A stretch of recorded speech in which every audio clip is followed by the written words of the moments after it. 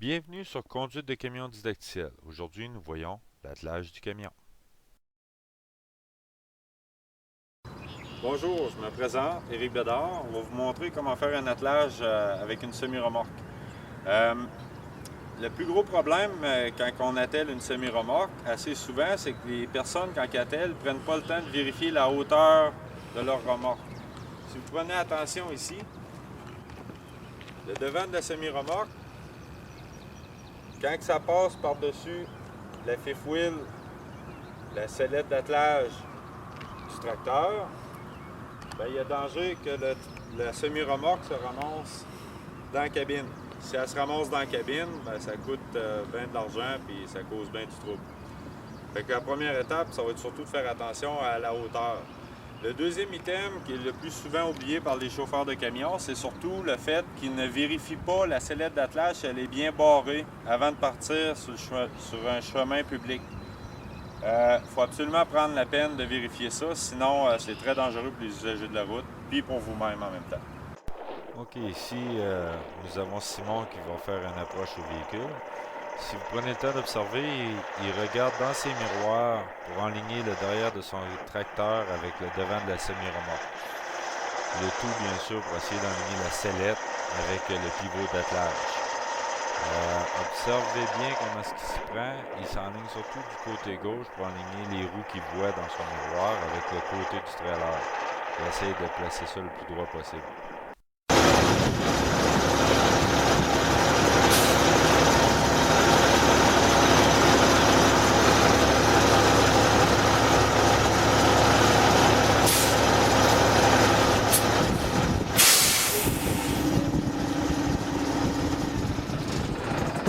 Voici Simon. La prochaine étape, ce serait de vérifier la hauteur de ma sellette. Voir si la remorque ne sera pas trop haute pour ma sellette. Je ne sais pas si vous avez remarqué la procédure quand j'ai fait mon approche. Je me suis accoté dans le devant de la remorque pour me revancer d'un pouce ou deux, juste pour m'assurer que les ballons ne commencent pas à gonfler, ne commencent pas à soulever ma remorque avant que je procède à mon attelage. La prochaine étape serait d'aller vérifier en tour si je suis bien aligné. J'aurai quelques vérifications à faire en tour. OK, fait que la prochaine étape serait de venir faire la vérification ici en tour, de m'assurer que mon pivot est bien aligné avec les mâchoires de ma sellette. En même temps, je vais m'assurer que mon plateau sur lequel la sellette va se reposer n'est pas fissuré, est en bon état. Puis mon pivot d'attelage. Le pivot d'attelage, on voit qu'il n'est pas fissuré, qui est en bon état. Je peux procéder à la prochaine étape qui est l'attelage.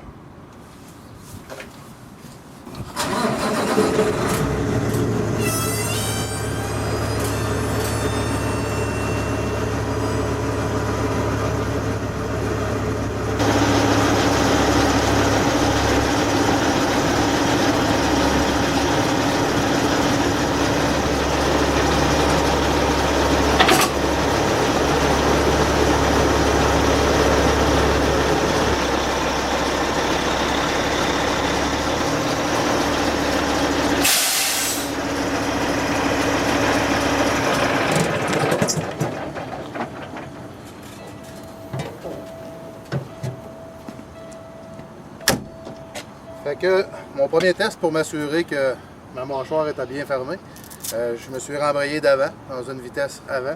J'ai essayé d'avancer, ce qu'on appelle dans le langage de camionneur le tug test. J'ai vu que c'était la première assurance que je me suis donné que les mâchoires sont bien fermées. La deuxième assurance que je vais me donner, c'est la botte dans le devant.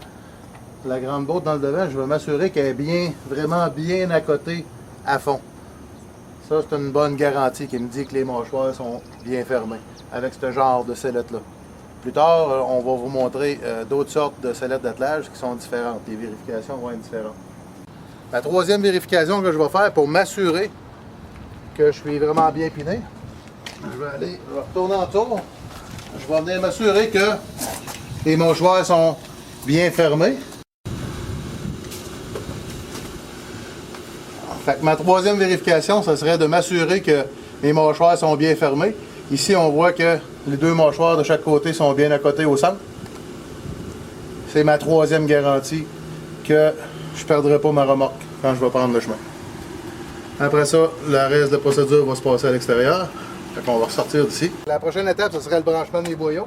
On va m'assurer que les boyaux sont en bon état. Vérifier l'état du caoutchouc.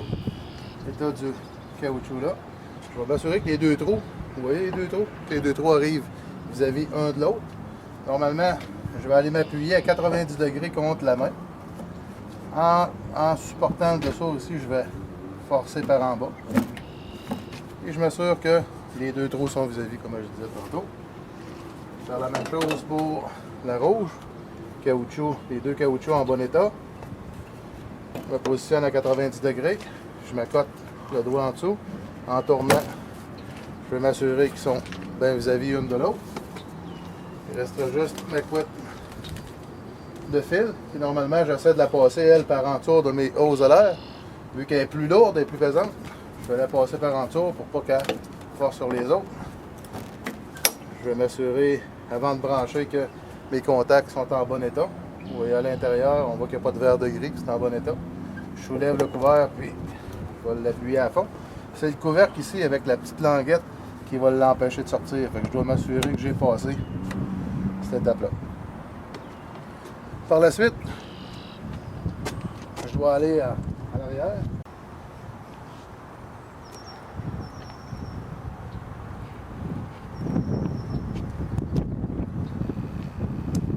Fait que la prochaine étape serait de remonter mes béquilles. Fait que, si possible, je vais utiliser la grande vitesse qui est située carrément sur le bord. Je vais remonter mes pattes.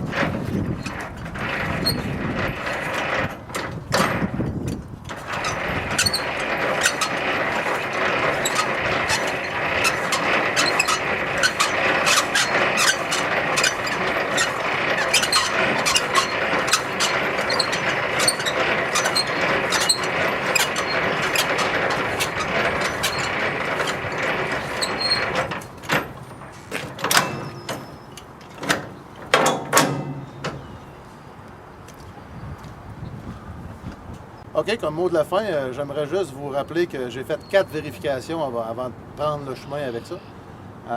Je me suis assuré d'avant que mes mâchoires étaient bien fermées. Je l'ai rassayé. Je vous rappelle le TOG test. Je me suis penché dans le devant de la sellette pour m'assurer que ma botte était bien rentrée.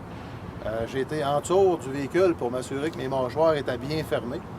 Puis comme finale, juste comme pour vraiment m'assurer avant de prendre la route avec ce gros véhicule-là, en faisant mes tests de frein, je vais m'assurer que mes freins de service fonctionnent.